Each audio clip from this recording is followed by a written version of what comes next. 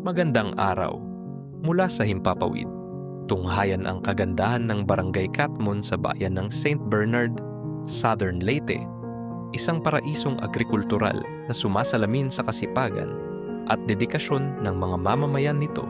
Sa paglipad ng ating drone, matatanaw ang malalawak at matatayog na bukirin, tila isang berdeng karpet na sumasayaw sa ihip ng hangin.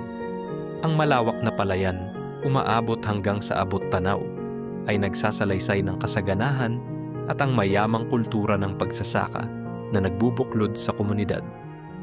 Sa gitna ng luntiang tanawin, makikita ang mayayabong na kabahayan.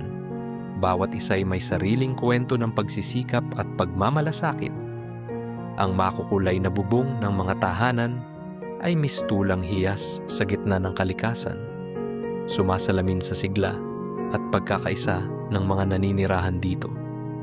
Habang unti-unting lumulubog ang araw, nagbibigay liwanag ang gintong sinag nito sa buong Barangay Catmon, nag-iiwan ng isang tanawing puno ng kapayapaan at pag-asa.